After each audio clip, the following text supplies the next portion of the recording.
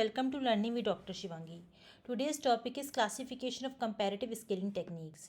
As in the previous video, we already discussed about the classification of scaling technique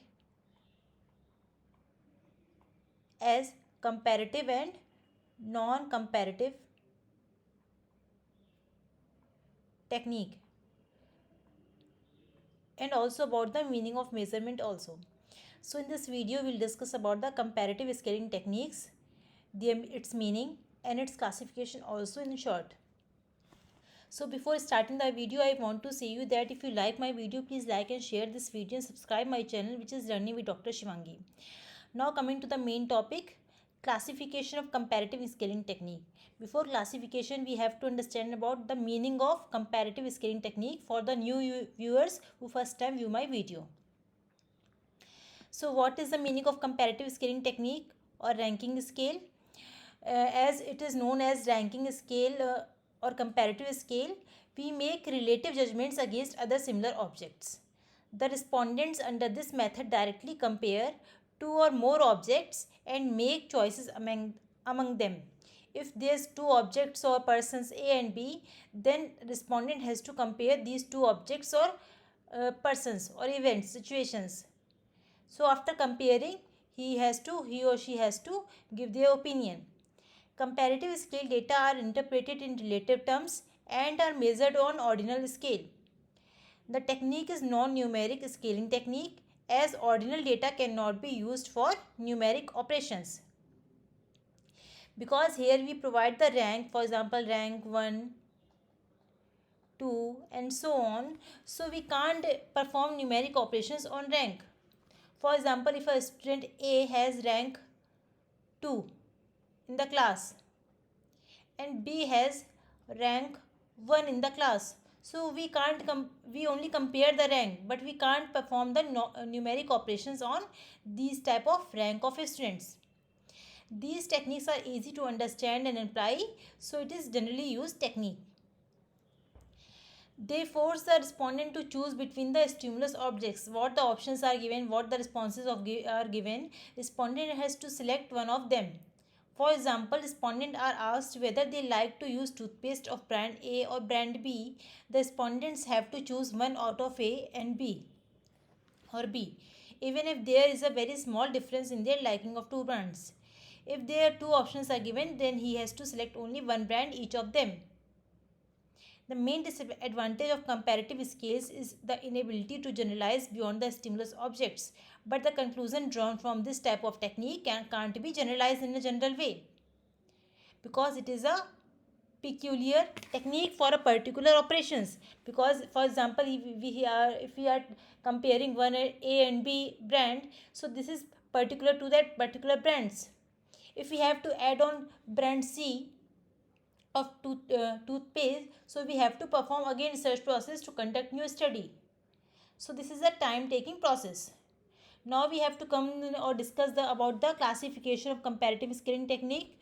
So there are three types of classification of comparative scaling technique. First one is paired comparison, second is rank order, third is constant sum. So there are three types of comparative scaling techniques which are used in the research processes. So what are the meaning of these types of scaling techniques, we'll discuss here in short, and in large point of view we'll discuss in the future videos about that particular techniques. So what is the meaning of paired comparison? Under it, the respondent can express his attitude by making a choice between two objects, say between a new flavor of soft drink and established brand of drink. But when there are more than two stimuli to judge, the number of judgments required in a paired comparison in the given formula, which is n is equal to n into n minus 1 divided by 2. If we take the example A and B only, then we have to perform only one operation, one comparison. If we take three options A, B and C, then we have to compare between A and B, B and C and A and C also, so that all the comparison come under the process. So this can be generalized by the formula. For example, there are three items, then n is equal to 3 into 3 minus 1 divided by 2, which is 3 into 2 minus 2 by 2, 2 cancel and is equal to 3. So here 3 comparison. I think you can easily understand about this example.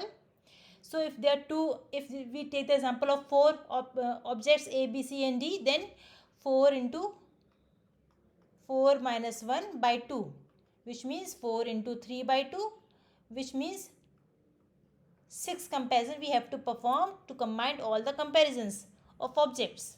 So this is all about the paired comparison in short. Now coming to the next classification, which is rank order. So what is rank order? Under this method of comparative scaling, the respondents are asked to rank their choices.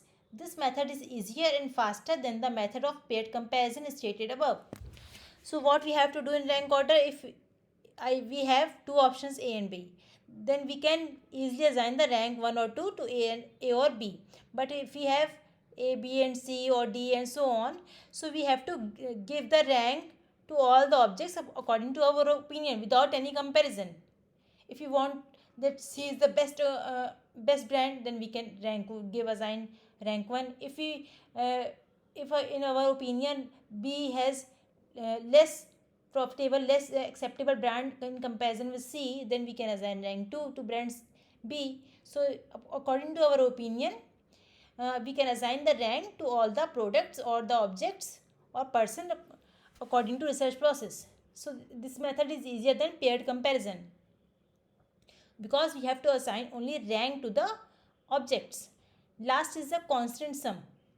This technique is used to assess the relative importance attached by the respondent to a stimulus objects.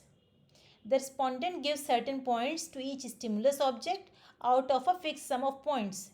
Here we have to assign the fixed sum of points, for example 10, 50, 100 and so on. According to fixed sum of points, if we have two options A and B, then we can give out of 10, for example 6, 8 and so on. If we take 50 example, then we can assign 40, 45 and so on. If we take example 100, then we can assign 90, 80 and so on. According to these number, we can easily rank all the objects which are used in the research processes.